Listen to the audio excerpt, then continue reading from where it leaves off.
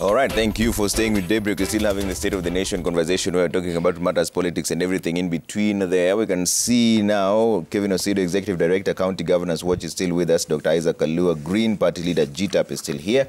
And Willis Otieno, Advocate of the High Court, is also with us.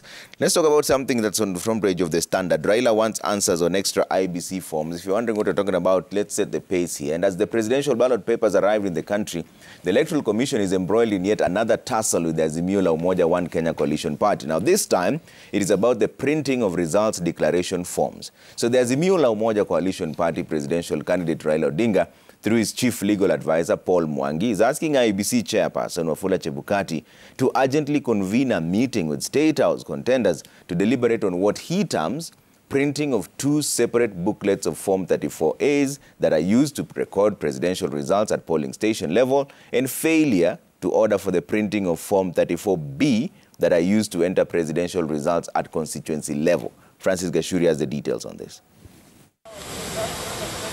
Hello. No sooner had the presidential ballot papers arrived in the country than a fresh row broke between the Azimio la Umoja One Kenya presidential candidate Raila Odinga and the electoral body IEBC. Odinga, through his chief legal advisor Paul Mwangi, who was part of the stakeholders at Jomo Kenyatta International Airport to witness the arrival of ballot papers, raised issues regarding the statutory results declaration forms. According to the Azimio flag bearer, his two representatives during a tour of Inform Lycos printing plant in Greece established that IEBC had two books of Form 34A that are used to tabulate presidential poll results at the polling stations. The books were labeled as Book 1 of 2 and Book 2 of 2. Though the team of IEBC commissioners in the Greece tour, led by Vice Chair Juliana Cherera, explained to the delegation that extra Form 34As were needed in each of the 46,229 polling stations to avail copies to election observers, media, and other stakeholders, the Azimio team rejected the explanation. According to Odinga's team, the two books were separate entities with distinct security features, posing the danger of different results being entered in one polling station. However, a source at the commission downplayed Azimio's concerns and told Citizen TV that each booklet had 6 copies of the results declaration forms and would be insufficient if each of the stakeholders was to receive a copy. The returning officer retains the original copy. One copy is packed together with the ballot papers in the ballot box after counting. Each of the presidential candidates is entitled to a copy, with another copy being pasted at the polling station's door for public display of results. Media personnel and election observers will also receive copies of the results declaration forms. The Azimio team is also seeking an explanation from Chebukati on the Commission's failure to order for printing of Forms 34B that are used to tabulate presidential election results at the constituency level, a situation Odinga says was contrary to election regulations and puts the presidential poll's integrity at risk. IEBC, however, insists that there was no need of printing the forms since they would be automatically generated once results from polling stations were keyed in by the returning officer at the constituency tallying center. Odinga asking Chebukati to convene a meeting between IEBC and the presidential contenders to deliberate on the results declaration forms ahead of the State House race that is 12 days away. Francis Gashuri, Citizen TV. Kevin, what comes to your mind when you see this standoff now between Azimio and IEBC? Trevor, to be honest with you, I see a Supreme Court petition. And this is because of some of the questions and lessons that we have been able to not only see but also learn from 2013 and 2017. And the main reason why the 2017 election petition was actually successful is because of forms, the narrative around forms. And it reminds me of the Deputy CJ asking the IEBC commissioners, can you please show us a sample of the Form 34A or whatever form at that point it was, and the kind of agony that IEBC had to go through to deliver a form.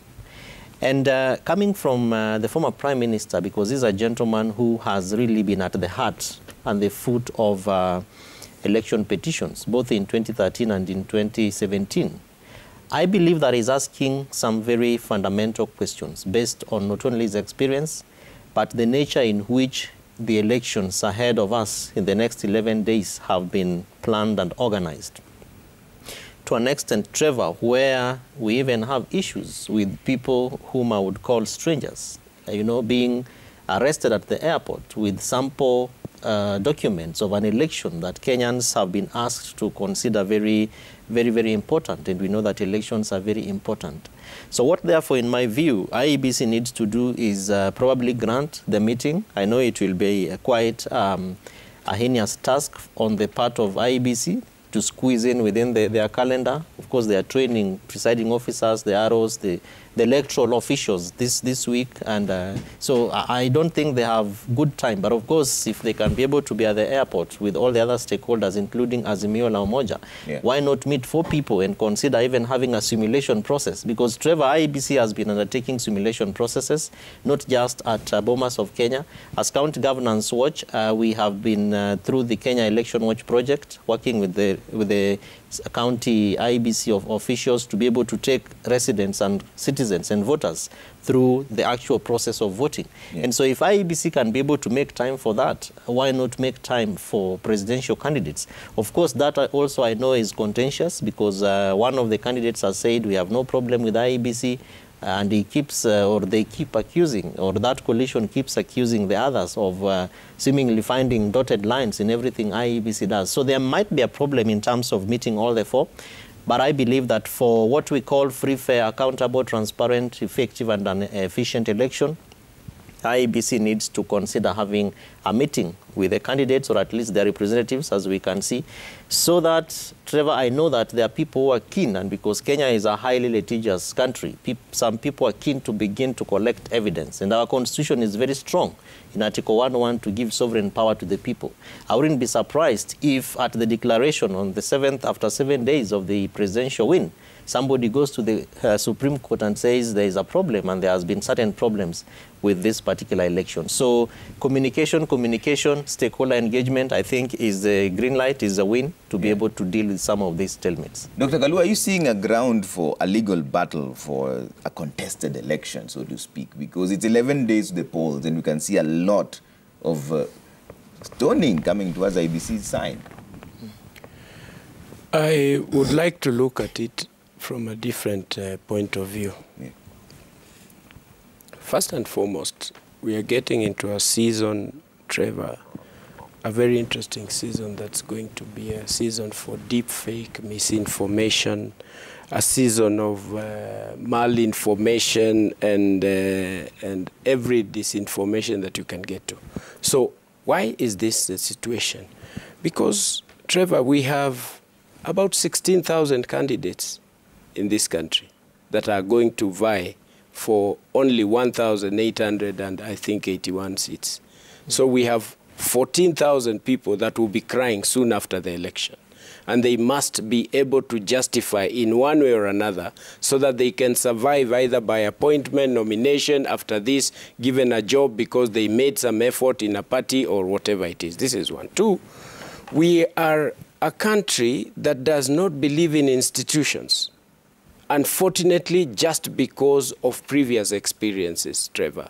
We tend to imagine that IEBC equals to Chebukati and Chebukati equals to IEBC, not believing that IEBC is actually an institution that must be given the entire respect and has built systems over time based on experiences that have been experienced before. So we tend to imagine, and I've been thinking very deeply, why is there so much suspicion? And I went back, and I want to say this for the sake of Kenyans, to forgive each other and forget, because what IEBC is lacking is trust from the Kenyans. One, I was wondering, could it be that they believe because Chebukati fought for Saboti seat way back in 2007 and got 9,740 or thereabout votes against Wamalwa, who got about 58,000. It was very contested. There are people who may be looking at Chebukati as a politician because he cried foul out of the situation that he went through. His house was broken into, forms stolen, and therefore he could not apply back to say that he wanted to get back to parliament. Could there be people who are thinking of Chebukati from that point of view? If they are, please don't. Because the man is in a position that is constitutional and now moving to the best way possible. And if you look at the suspicion from ODM side, and maybe sometimes maybe we crossed over with Ruto, maybe there is that kind of, we need to cancel that for the sake of the country.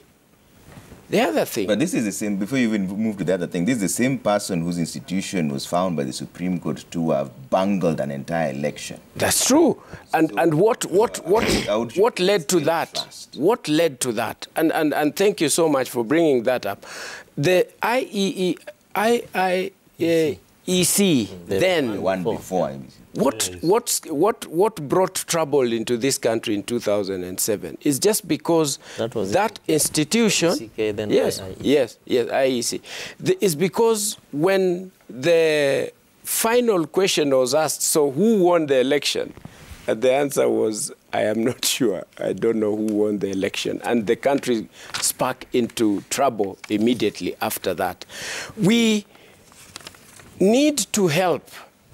Because first of all, we have to own the process. We don't have any other IEBC. We have only the IEBC led by Chebukati. We have no reason not to trust them. We have every reason to ask them every question. They have every responsibility to update Kenyans on what they are doing, to the level that when they go to buy salt, they actually call a press conference and tell Kenyans, we have actually bought salt, and that is why we called you today. The weekly updates are not enough. The bi-weekly updates are not enough. We need to have a daily update on what is happening for Kenyans to understand, because there must be an activity from IEBC. Remember, whichever side that they are on, the goose is cooked for them. Can you imagine there are only one institution against a multitude of every statement that is made by IEBC is attacked from left, right, and center, and therefore they remain not to be trusted for this kind of a process. We need to build that. They need to be aware. They need to bring out the issues in advance, and they must know that we don't trust them. That is Kenyans. I'm talking about generally. Yeah. So, unfortunately or fortunately, there is nobody else who can help them. It is IEBC themselves to prove that they are trustworthy. Okay. When you talk about the stickers that you are talking about, if Kenyans want an additional security feature, call the politicians.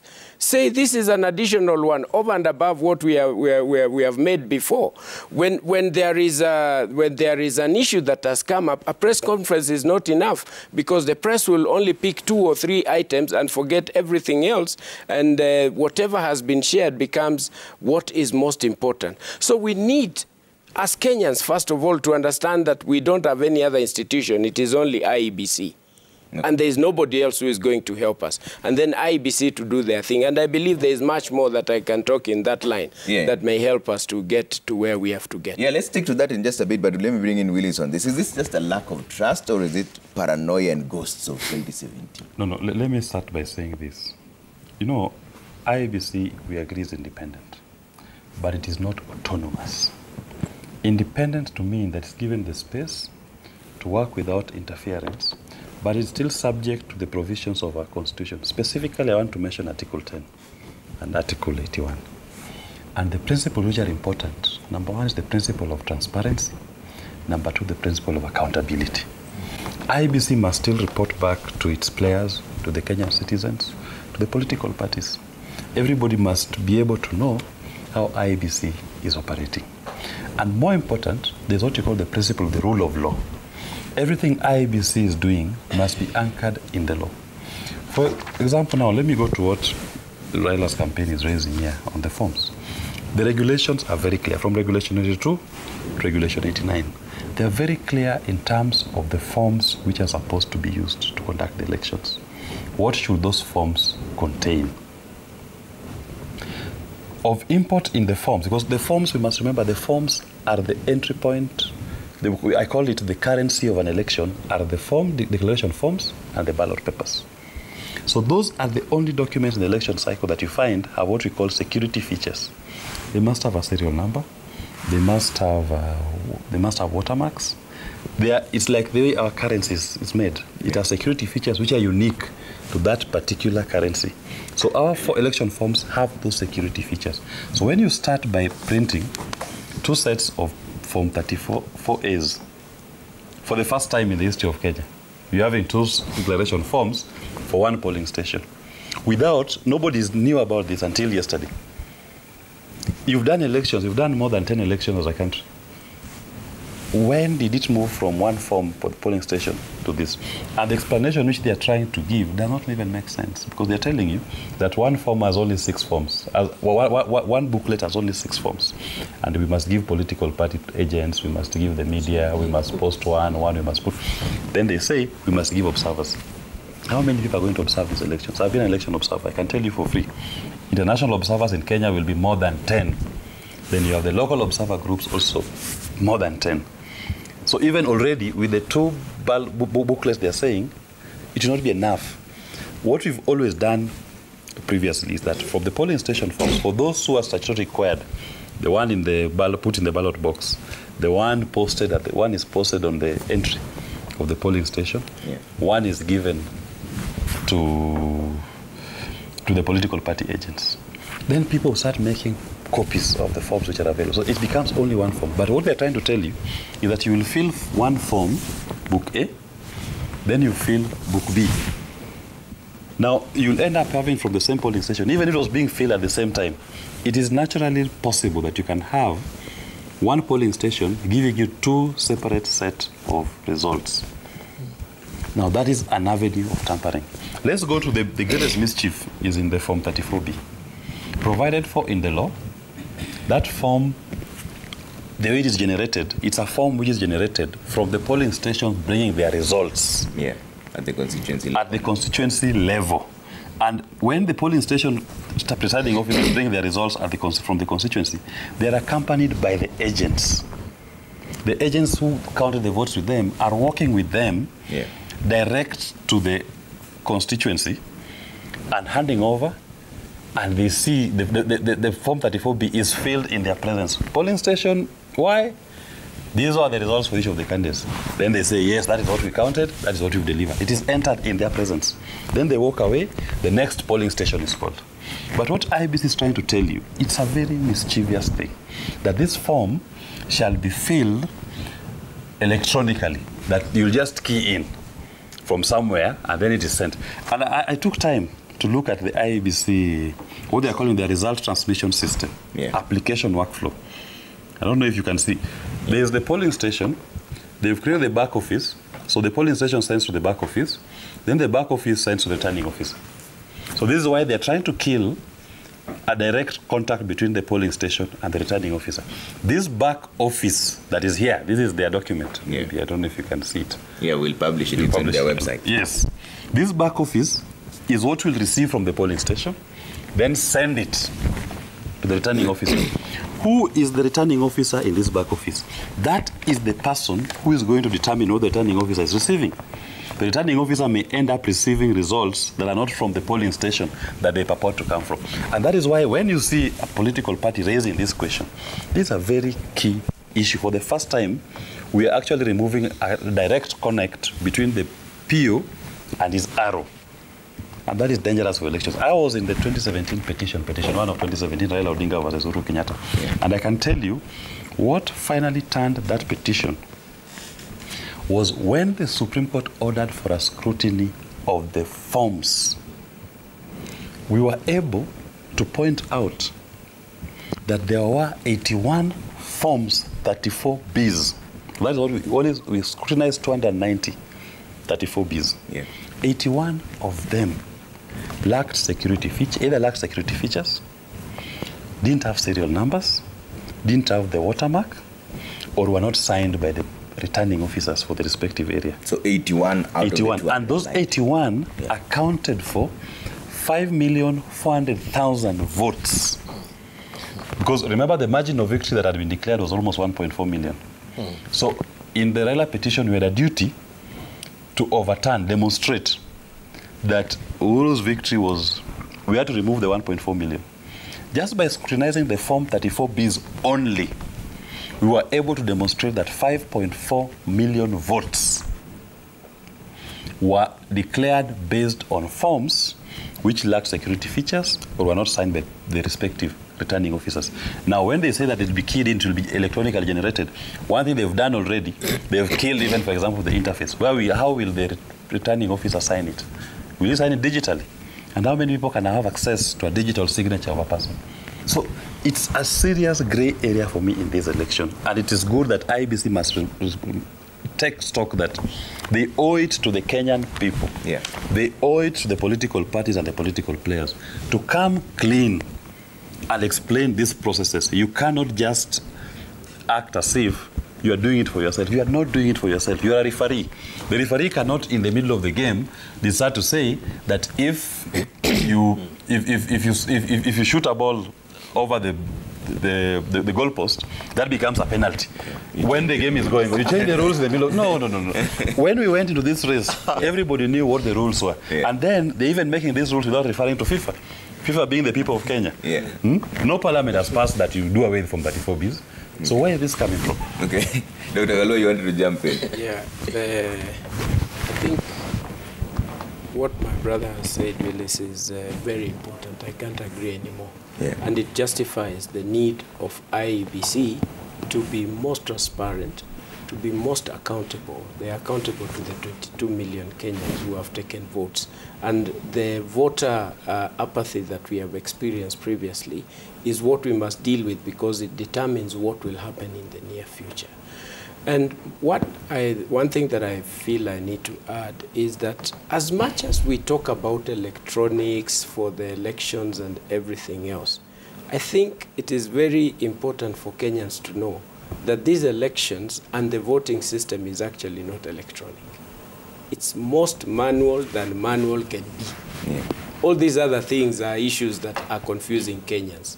When you go to the actual ballot day and box, you will tick with your pencil or with your pen that you're going to do.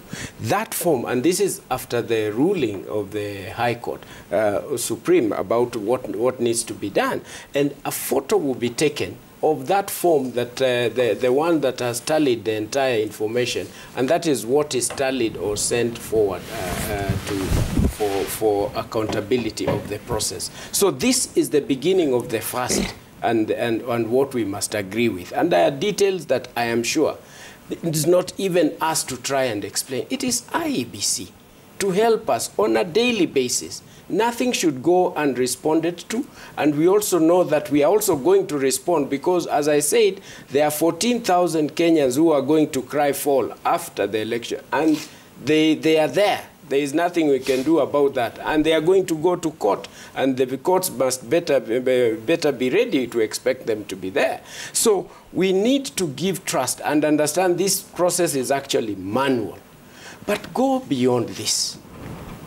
You know, Michelle Obama said, and I'll paraphrase it because she talked about the president.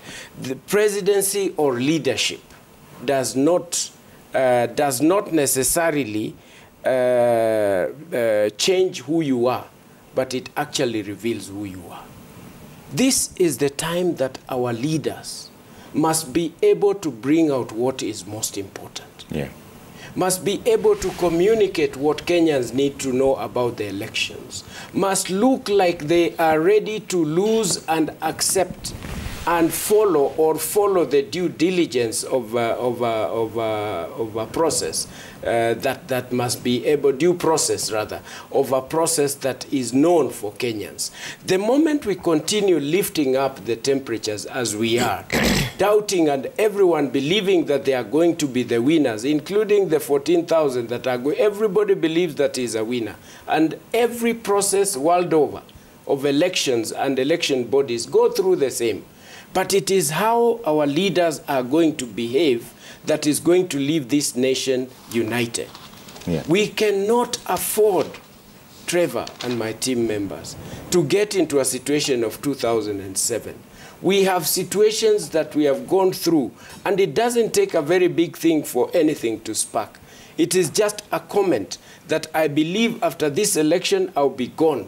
I'll be taken away from my land. I'll be done this. I'll be done this. Yet and this is also a season of political propaganda. Statements that are going to be made in the next 10 days or so are going to be most amazing, most shocking. And even when you bring us here to the studio, you need to say, Kalua stands for this, or he is a supporter of so-and-so. Just the same way you segment, this is a supporter, or this is Ruto's election process, this is what he said. They're similar. So that we can also declare our interests, so that when we are speaking to Kenyans, they understand. I cannot fail to quote what a great man spoke yesterday on your TV, Lee Njiro, that actually we need to get used of seeing William Ruto, we need to get used of seeing Raila Odinga and all these other people. They will continue to be paid salaries. They will continue to earn out of the taxpayers' money for as long, whether they are in opposition or in government as a president, because that is the option that they are going to be in. Yeah. So we better get used to them and understand that this election is not about these leaders. Yeah. It is about us. But our institutions have to be more accountable, Dr. Accountability, we have talked about it. And I have said that even to the point that when they go to buy salt, they tell us they are buying salt. Yeah. And that is where the beginning of it. So that we move from the individual focus into the institutional focus. IEBC has very honorable people, including a relative that I know, a sister that works there. Now you've with very good, yes, yes, because I know, and when I call her and I ask her what is happening, can we trust the election? And she tells me, yes, trust it. I believe because I know what it is. But not everyone has the luxury of having a relative. Everyone has a relative to call the IBC. IBC should be telling us this information without us having to call our relatives who work there. This information is owed to everybody, irrespective of the relations. I can't put it any better, and I'm not saying that I have called her to get this information. I'm talking about individuals and values that they have, that they have grown with, that they will stand to what is right. Okay. An institution that even the president can trust because he came in through that process, and everyone else. We need to build that so that we move from the individual to what it is, to what is the future. Kevin. Trevor, IEBC has had major problems, and this is public knowledge for people whose interest is elections and people who care. And these problems, I think, have been there since 2007. But let me be much more concerned about post-promulgation of the Constitution 2010. So 2013 and 2017. For IEBC to be able to instill and entrust trust on Kenyans, because even as we are out there in the counties, the number or the degree of voter apathy, Trevor, is overwhelming. People are not interested. People don't think they will wake up to go and vote. And I don't think that the political parties are also doing enough to be able to excite Kenyans about this election. The person who needs to be able to ensure that Kenyans are interested and excited about this election is the IEBC. It's just like a school, in a school. If you have teachers who are teaching and children or pupils or students who are being taught, but the performance is dwindling, it's going down, I'm sure even the principal, the head teacher of that school gets concerned. Why do I have people who are being paid, they come in every day? I have students who wake up early in the morning, they show up, they sit in class, but what's happening with the performance? IEBC will have to do more. And from where I am seated, I believe that the request by Azimio is the best way to go about it. Because Azimio can decide to say, this election is bungled, we are not going to participate, which they have done before. In 2017, October 26th, Raila Odinga and his team never went to the election because they thought it was highly compromised and they thought there was nothing good that was going to come out of it. But ceteris paribus, all those things remaining constant, Kenyans went into an election and we have a president. We cannot continue to behave the same way. Trevor. And so my appeal to IEBC is that they consider engaging, communicate, and strengthen your public communication mechanisms, because I don't think IEBC is doing enough to be able to deal with that. Number two, demystify all the other issues, including matters about forms. If Kenyans have problems with the kind of pens IEBC is using, please come and tell us, this pen is done by so-and-so, we bought it here, it costs this amount of money, because that is the only way that you're able to instill and boost trust of Kenyans, to inspire them to wake up. Because I'm sure IEBC is also being measured, of course, and compared with other countries. People are looking forward to Kenya as a nation that stands tall, including at the United Nations Security Council. Democracy and good governance remains the highest apex at that level of that international institution. So IEBC cannot afford, in my view, to just remain lackluster and consider operating like as if this is just any other work that we are doing. I am sure that part of the observers that Willis is talking about, and we have met with some of them, particularly from USID, they have said, we want to see how we can be able to help other countries also to build their democratic institutions, including the elections. There are people who have come into Kenya to learn about our electoral process, including what these forms mean. There are about 5 or 6 forms.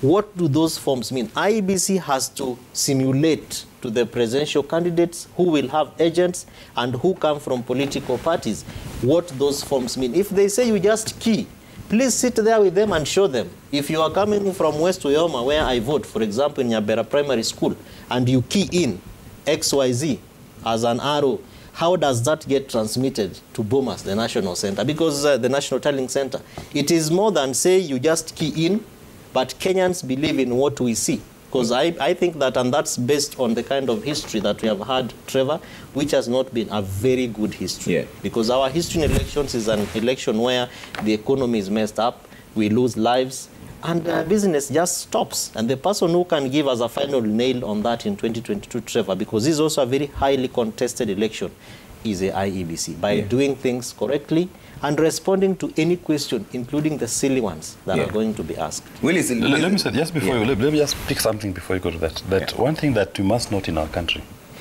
our voting process is never problematic. In fact, Kenyans have the most peaceful voting process.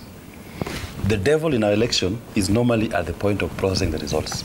And that's why even you see the issues which are being raised by Azimio are limited to how that peaceful polling is being turned into results to be declared. That's what I wanted to clarify. And Willis, there's a comment here from Dennis Ndumbi. Dennis Ndumbi is a governance expert. He says, Azimio is casting doubts on the integrity of IEBC through spurious aspersions that are not verifiable. Out of all the other players, they're the only ones who are complaining. All forms are verifiable by agents at the polling station, and there are serious safeguards by law. In the 2017 litigation, dissenting judges said that the NASA opposition alliance, which had petitioned the Supreme Court, failed to prove claims that the polls had been rigged. Let me start by saying this. It's interesting that someone will on national TV quote a dissenting opinion of a judge. I mean, the judgment is the majority opinion. Not the, there were 7 judges. 5 of them upheld the election. No, it was 6. There were 6. 4 upheld the elections, 2 dissented. But it is the majority opinion which counts. But let me tell you this. In making their determination, the Supreme Court specifically found 2 things: illegalities and irregularities. So we must tell Dennis that, yes, IEBC is not an angel. IEBC commits illegalities and irregularities. What is being flagged, for example, by Azimio, by Paul Bwangi, is specifically what already constitutes an illegality. You are telling us that you are going to an election in disregard of the provisions of Regulation 87, Election General Regulations 2012.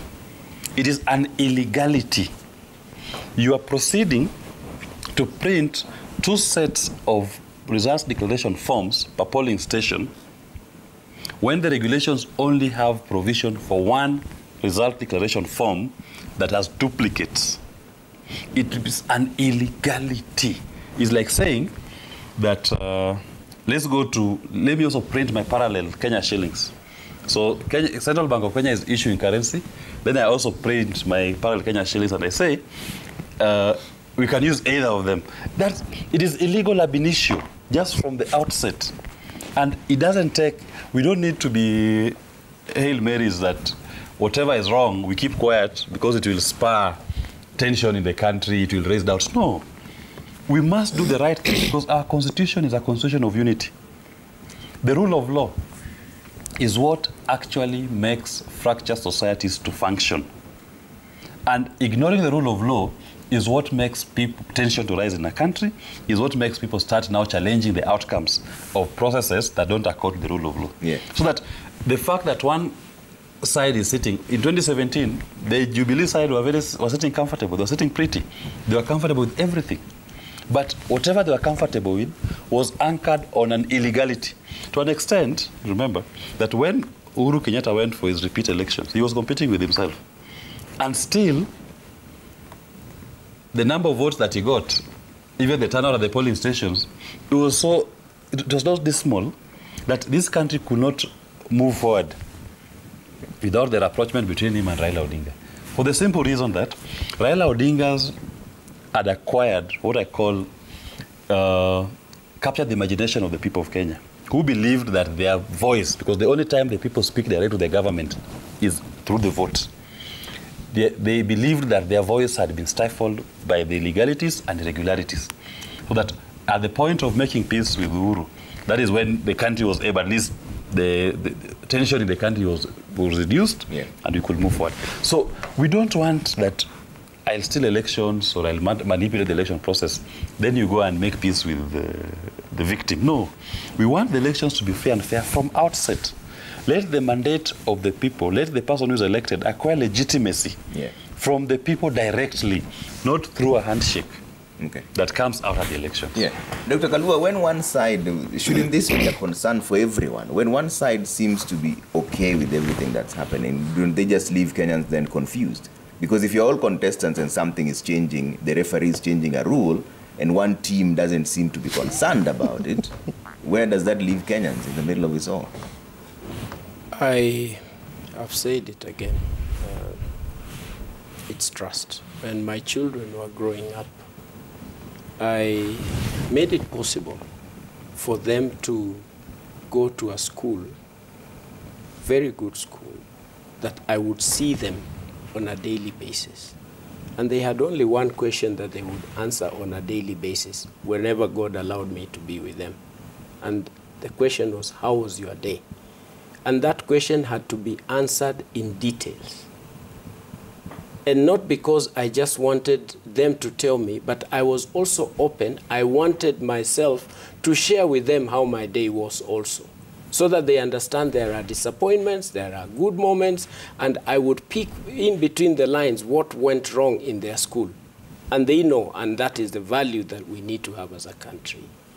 Today, if you ask a question to IEBC and they are not ready to answer, or you are not ready to answer to them as well, that will create mistrust at every point. It's not about an institution accepting what has been laid or not laid, because this is politics, Trevor. There must be a reason that you must create for everything to look so terrible and bungled up so that you can eventually go to court and say you said it, and you produce voice cords and sound that will make that situation to be real. But imagine, since we came here, Trevor, we've been talking about IEBC. We've been talking about political parties. We are denying Kenyans the opportunity to understand what is going to change their lives. You go to the banks right now, and as it was announced yesterday by the Minister for Interior, that banks don't have 200 shillings notes because this money has gone 250s and 100s. They have gone to be given for voter bribery. What is causing that situation, and what can we do with a life that has gone so high? Today, because of climate change issues and challenges, we have drought, we have everything that has gone haywire. Where are we helping? And I want to thank you and Willis Raburu yesterday for bringing up a program that I saw very well, training people on what to do business, how you can deal with important challenges that you're having, how can you access funds, how can you deal with marketing. These are the things that we really need to put Kenyans through right now. Kenyans want to understand, because Kenyans don't want to receive 200 shillings. No. They don't want to receive that 1,000 shillings. They know very well that it's going to cost five years, but this guy has paid for that. Look at the exchanges that is happening, putting it clear that I actually bought my leadership in one way or another. How can we start thinking of East Africa community? I have leaders who are unable to progress in various ways because they don't have money. Yet they are the best that you can. Look at a leader like Anita Soina in Kajiado North, the best that you can ever have. Value-driven leader. Go to Kitui Central as a leader like Muviwa, who is ready to do a change in that constituency, and many others who are vying. I'm not just mentioning them because they are vying in my party. But when are we going to change our country so that we have real leaders that are going to put the East Africa community? Now we have Congo that has come in. How are we going to put up industries that are going to do mining processing? Because that is a challenge. We need to start changing this, and it's going to start with our leaders and even ourselves. But by what I said, declare what interest that you have as an institution, and everyone has one, including citizen. There is a stand, or there may be a stand, that you are standing on, and every other institution. But what must we drive Kenyans to have? This is what we must, and the media has got the major opportunity. You have access to the process of electioneering. You are going to be given every information. Share it without sensitizing, without sensationalizing the entire process. When I talked about IEBC in my article that has really drawn a lot of attention, I just did not write it. I also went ahead and looked out for Chebukati. I met him at a meeting in KICC, and I asked him, I have written this, but I want you to tell me whether really you are going to be able to give the list and share enough, early enough, to all political parties. I wrote to state that we need to have a list of all IDs that have not been delivered to their people across the country per ward. Yeah. I followed it up with the ministry, and I was told, Kalua, this can be dangerous because it can be used by other people for different reasons. So therefore, unless we do something else, this may not be done. No country in the world can do this. But that does not mean that we can't be the first one to do that. Even the passports that are not being taken, because there is always suspicion that some votes are going to come from somewhere, of dead people and all that. What can we be able to do? Kenyans want a process that is going to show them how to make money, put food on their table, not just talking about these kind of issues that have really taken over the space. Let me say this. Yeah. You know, the unfortunate thing about it is that what Mr. Kalua is talking about, it is this that we are going to do. Yeah. That is going to determine almost everything, even if that Kenyan is going to eat or not. As we sit here today, in our political party, Safina Party, my presidential candidate, Jimmy Wanjigi, did release a dossier capturing that we've lost almost 9 trillion Kenya shillings in debt, the debt crisis. Now, that debt was accumulated between 2014 and 2018 to 2022, when Jubilee was in power. So those who voted for Jubilee enabled a government, through that popular vote, to go and take debts that, when you look at even what Parliament has approved, what was approved in the Appropriations Act, we're not able to account for almost 9 trillion of that debt. Now, we are paying for that debt today. That payment of that debt, according to IEA, 75% of our revenue is going to debt. Now imagine if you had elected a responsible government back then that didn't go and overborrow and steal the money. What will have happened is we will be having almost zero repayments in debts. So you'll be having an extra 75 shillings that the government will be spending on your development, will be spending on providing services to the people. Yeah. It will reduce the cost of living in this country tremendously. Direct correlation. So we cannot divorce a conversation about how we create our government and say, let's discuss how to help our people become entrepreneurs, to do business, to farm. Because this process we are going through will determine if that farmer will be a successful farmer, or that farmer will just be a slave that is producing and somebody else is siphoning whatever the farmer is producing. And you see, that is just before that, and I know before this, let me say this. That is why we must be value-driven from the beginning. Things don't go wrong, things start wrong. This is a statement that was made by Mati.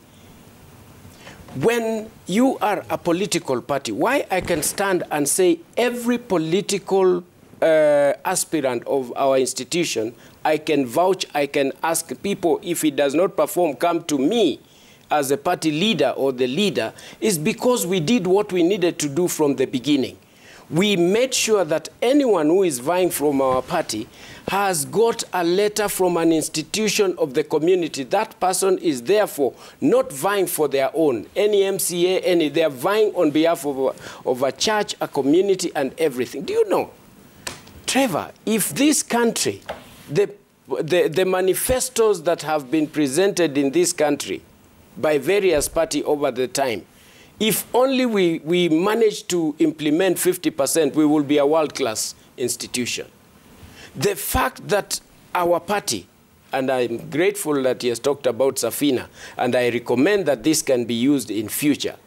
If any, we rejected close to 400 people and told them, thank you, take back your money. If you cannot get support from the community, then we have no business working with you.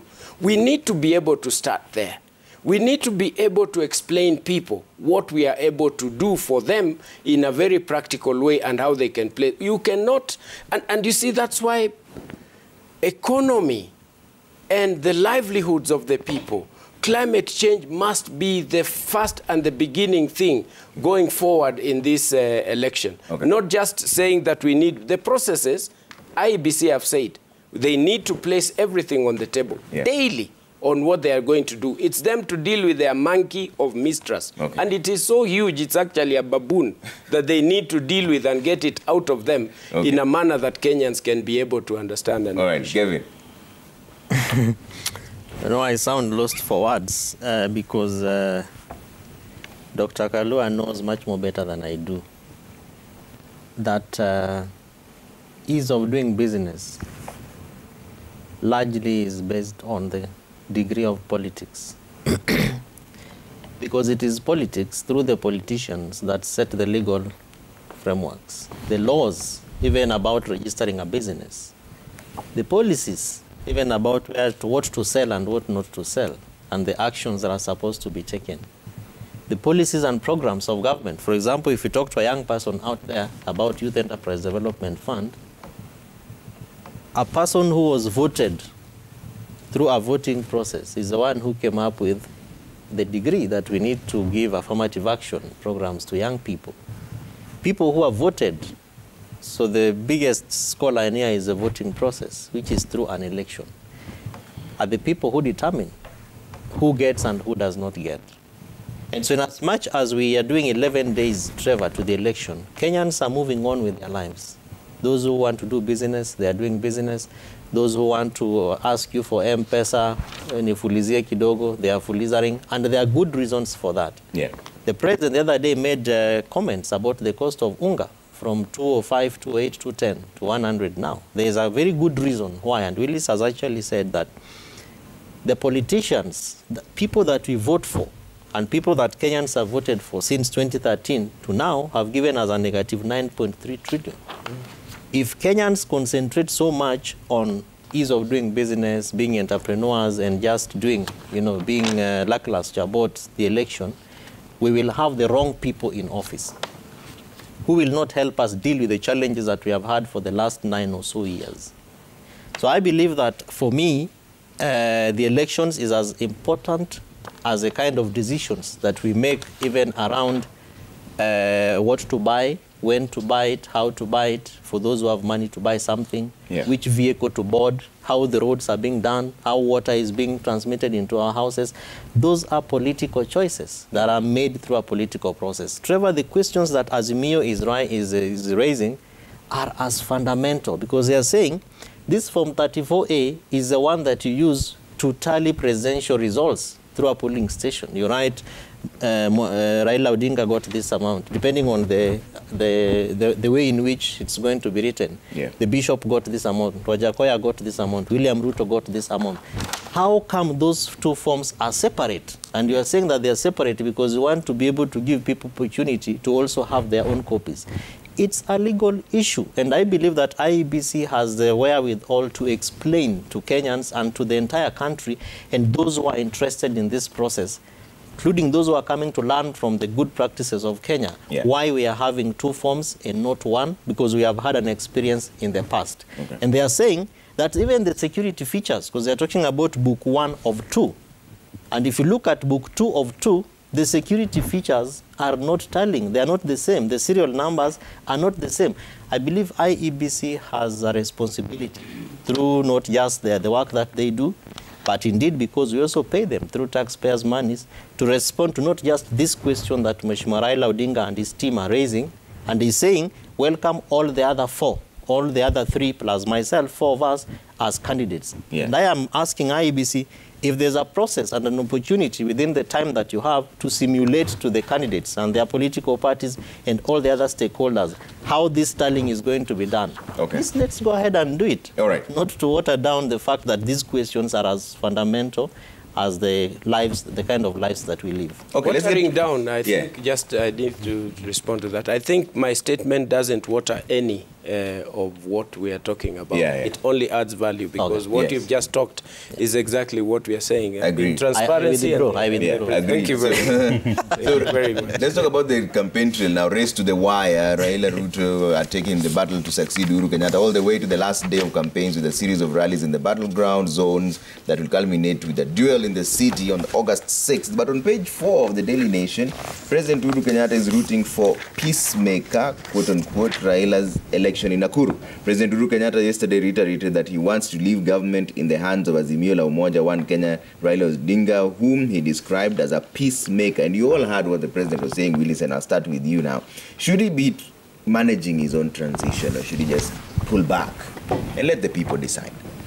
See, the unfortunate thing is that Uhuru Kenyatta is the chairman of Azimio, which in ideal, it's a misnomer, because he served his term. In my view, he had no role to play in these elections. Even if he had a preferred candidate, it should be done in such a brazen manner, because having served your term is even going to create a political discomfort post the elections, assuming Raila Odinga were to win the elections.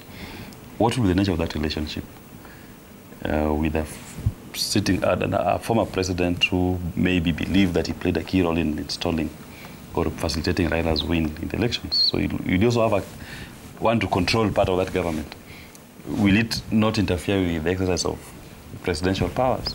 So good order requires that when someone is leaving, you should ideally just go. You've had your 10 years, you've served the people. We'll take stock of your failures or success, if any.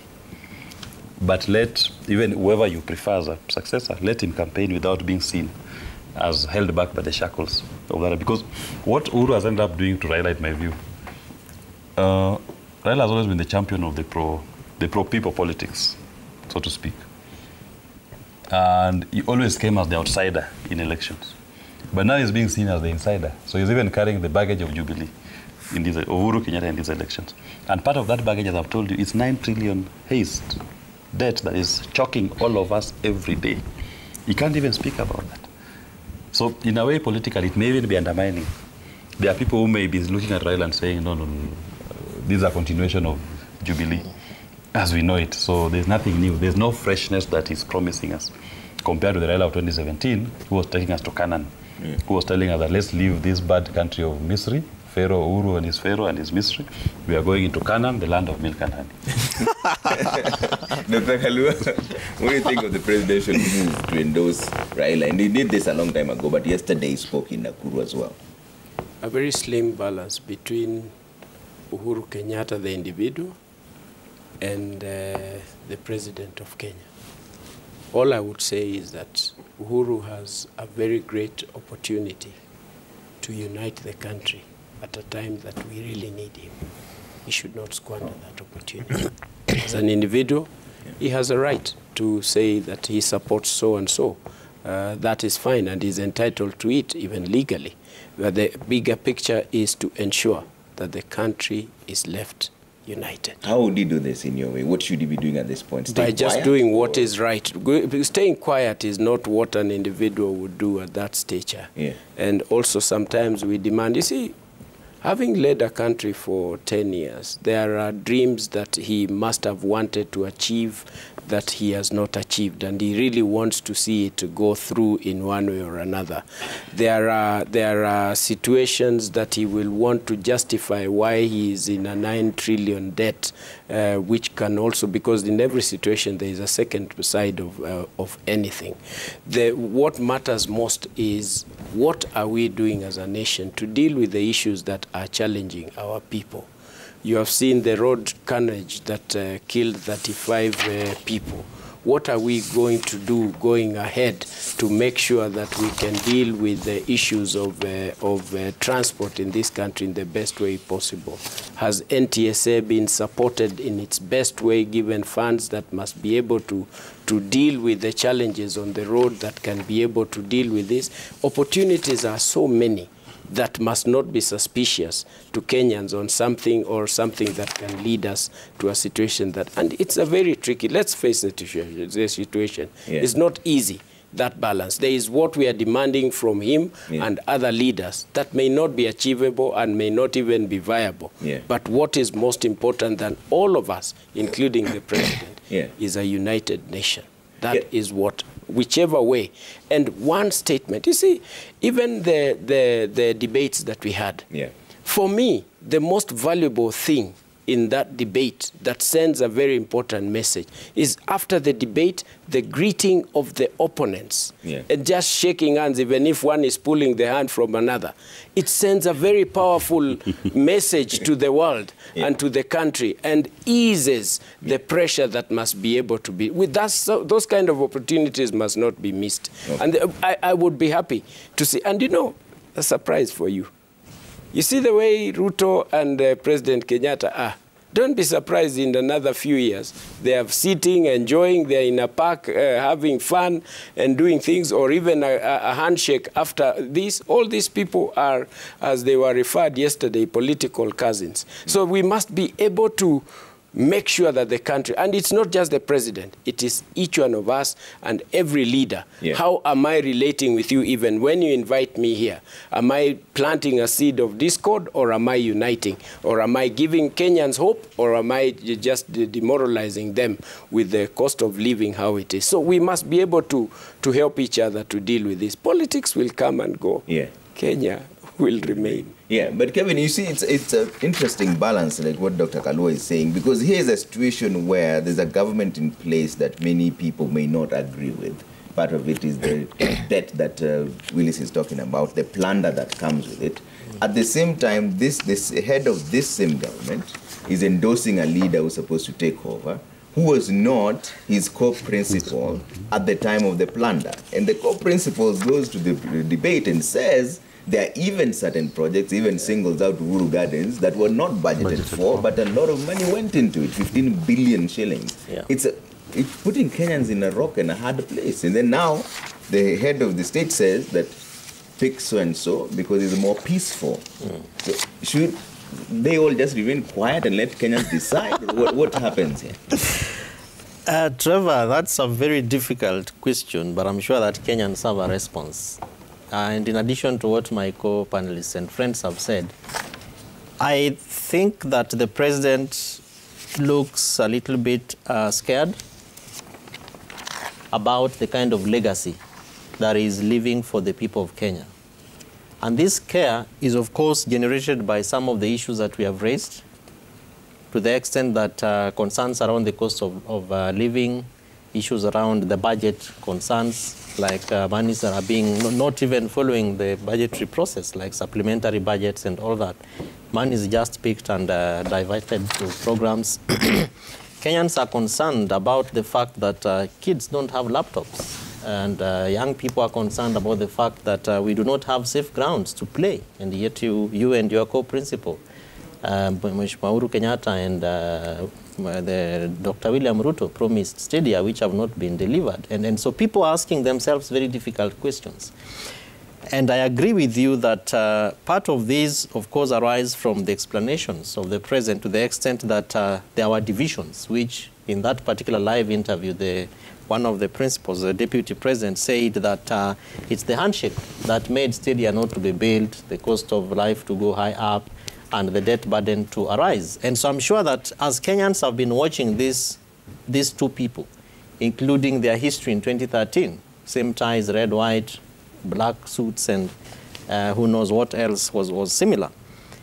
What really went on between these two people, Trevor, it is them who know. But Kenya and Kenyans have to move forward. Yeah. So the president is concerned about a legacy that tends to unite Kenyans. And you see, from the story that we are talking about, he calls Mheshimiwa Raila as peacemaker. Yeah? So he's concerned about the history which they have helped us to understand why the handshake happened and how we move on from being this very historically antagonistic people to people who then can be able to live in peace, love, and harmony, as is espoused in the words of our national anthem. But then the question that begs is a question that we have failed as a people then, Trevor, to deal with. Selfish, let me call it conflict of interest. Yeah. Because the president now is placed in a situation of a rock and a hard place. I am chairman of Azimio that has an opposition leader as my preferred successful heir, and my deputy is actually now opposing this other end.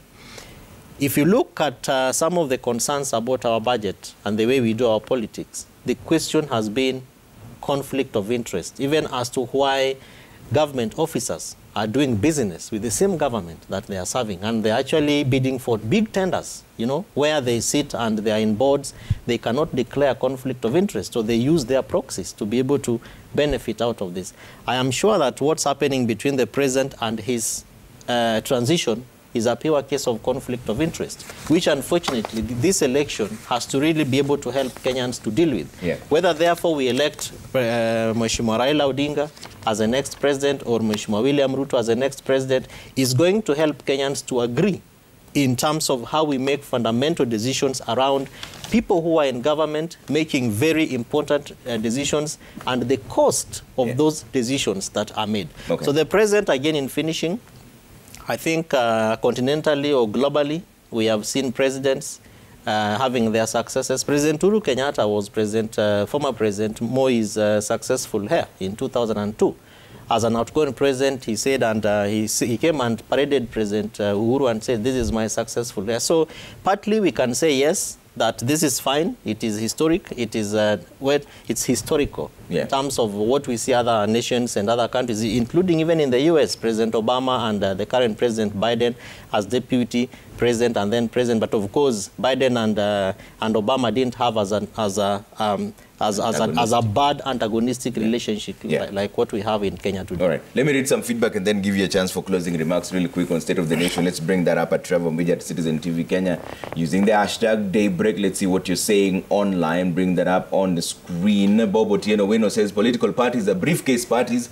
They don't care about citizen interest but their own. That's why they nominate their cronies and relatives as a reward.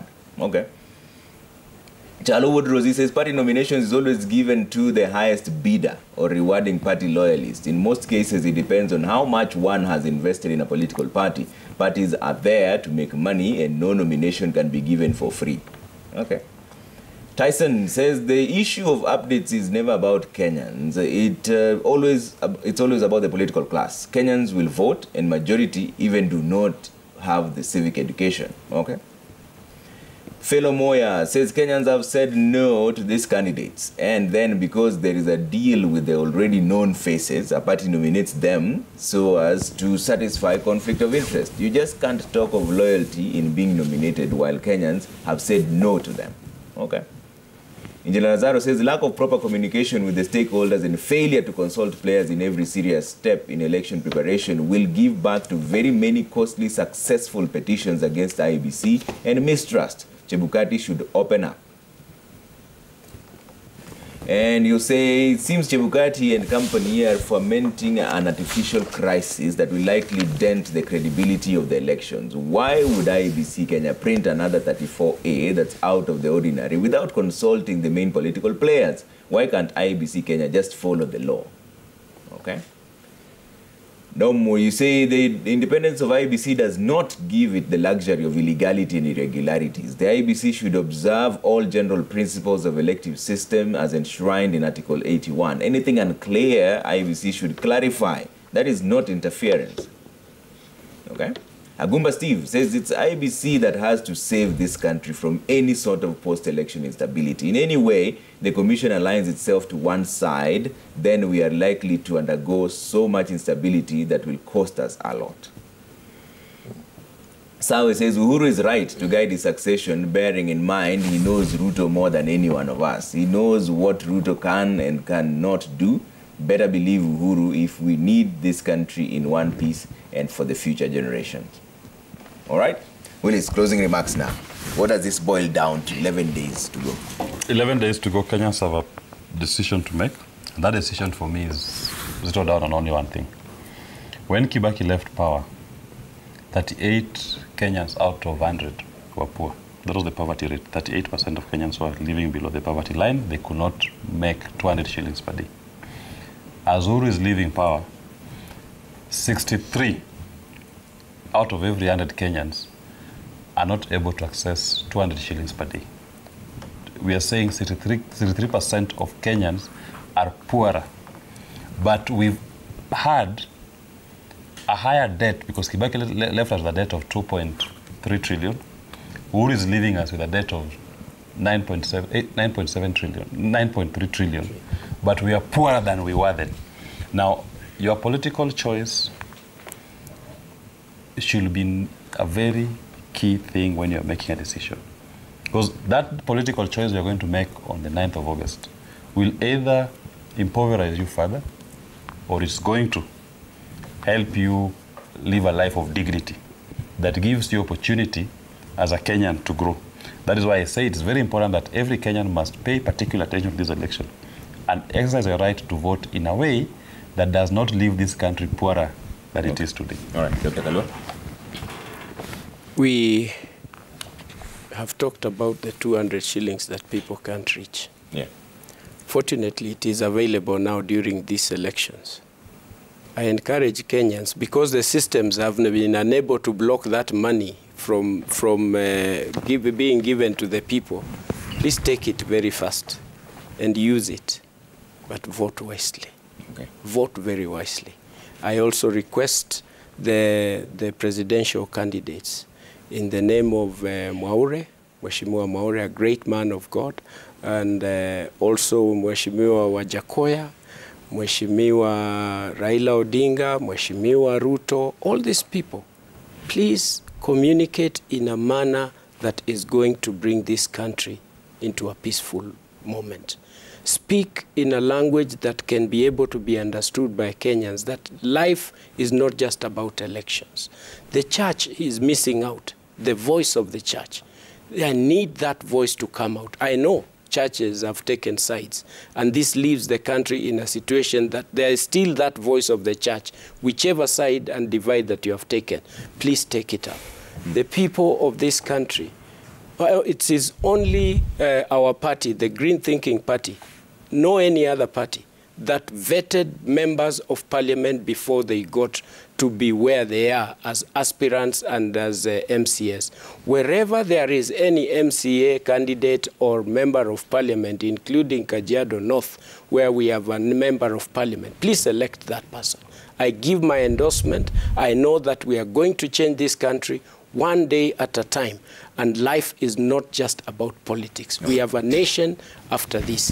The police force, I encourage them not to be used I know they have their individual positions as voters. I know they have sides. But during the elections and during this time, please make sure that you do what is right, because there is a country after this. Yesterday I had a meeting with the border riders and requested them to make sure that they are not misused during this time. They transport people in the best way possible to make a change that this country definitely needs to have. Nothing is so potent as the silent influence of a good example. When you lock yourself in that room, put a tick in the right place where it is your heart, not where your money has come from. All right, Kevin. My fellow Kenyans, in 11 days we are faced with a responsibility. That responsibility is to go and vote, not just for this election, but indeed for an effective, peaceful transition for the future generations. What is the decision that you want to make to safeguard the interests of the incoming generations? IEBC, as Kenyans, are looking forward to you to exercise your responsibility. We are hoping that you'll be able to listen to what Kenyans are calling forward to you, engage with stakeholders so that we can be able to have a transparent, accountable, effective, efficient election. Kenyans have had difficult moments in our past elections. You have, in 11 days, the responsibility and the opportunity to give us peace.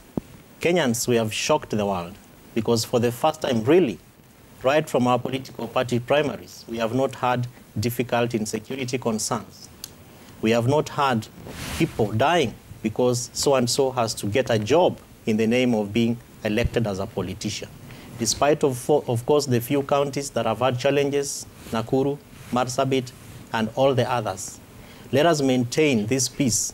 And even as we hold towards the last stretch of the political rallies, the candidates, please maintain hope and give Kenyans peace. Maintain peace and give Kenyans hope.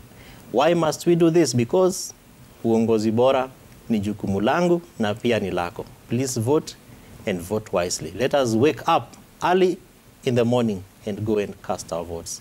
Thank you. No. Thank you, Trevor. Thank you so much, Dr. Isaac Kalua, the Green Party Leader, GTAP, Kevin Osido, Executive Director, Country Governance Watch, and Willis Otieno, Advocate of the High Court, and also Safina Party, Deputy Presidential Candidate, Aspirant.